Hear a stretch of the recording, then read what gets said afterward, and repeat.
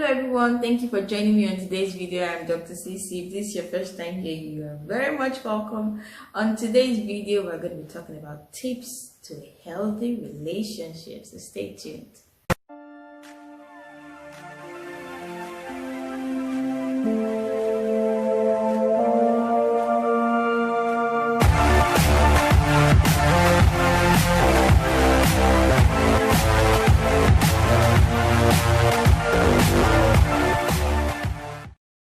Many of us are in unhealthy situations, unhealthy relationships, and we are trying to turn things around.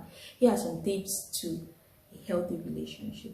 First, and the biggest for me, is communication. You cannot get enough of this stuff.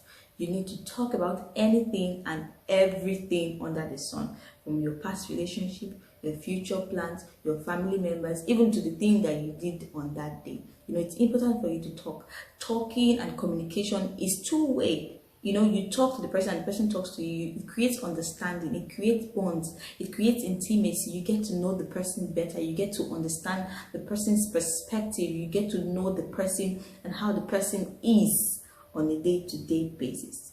Another important point for you to note is that you need to be honest.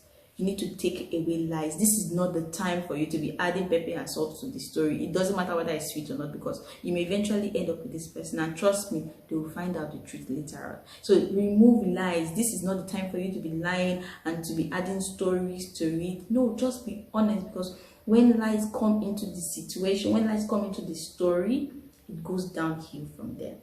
Which leads me to my second point. You never feel stuck. Don't ever feel like you are stuck in this relationship. My mother always told us, don't ever feel stuck. Even up to the day of the wedding, if you don't want to do again, say no and nobody will kill you. She always made that very clear to us.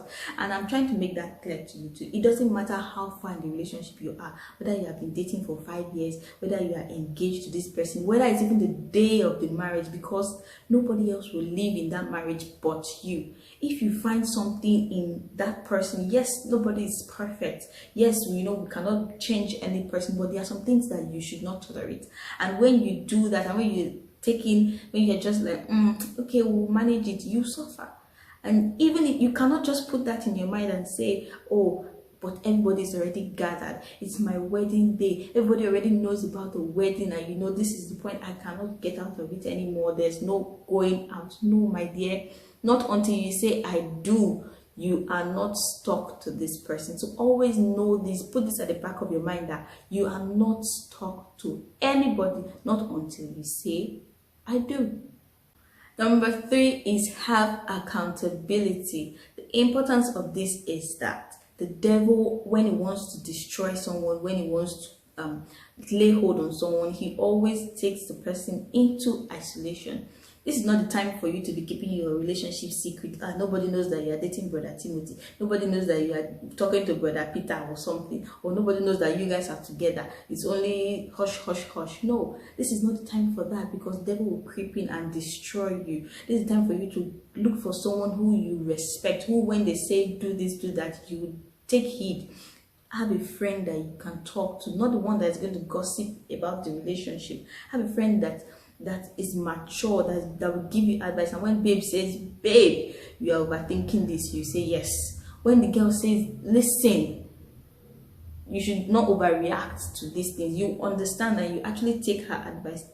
Look for accountability on someone you respect, a mentor, a friend, some preferably the same sex, so that you can be accountable to that person, so that you can actually go to the person for wisdom and knowledge. Because when the devil wants to strike, if you are alone, you will fight the battle alone. But if you are in the company of other people, they'll give you wise counsel, they'll fight the battle for you, they'll tell you this and this and this you should do. On to my last point. This is the final one, and to be honest, one of the best for me, and that is gathering knowledge.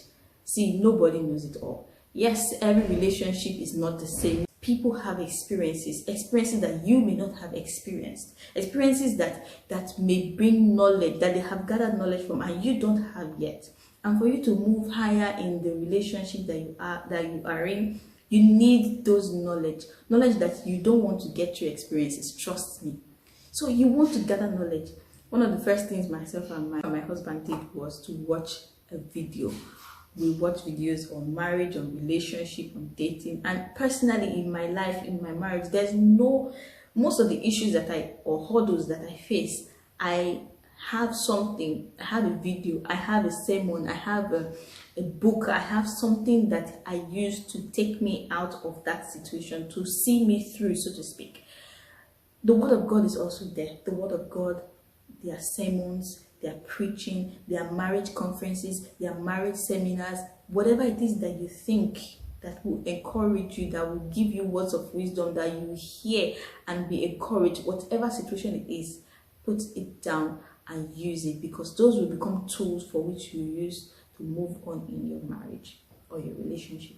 My husband likes to say something: marriage itself is difficult, so why add issues to it? So I hope these tips help you to remove those issues and take away those issues in your marriage and let your relationship or marriage or courtship or whatever go on a smooth sailing. I'll see you in my next video. I hope this video blesses you. If it does, please like it, comment below. I want to know your thoughts. Also, please subscribe, and I'll see you later. Bye.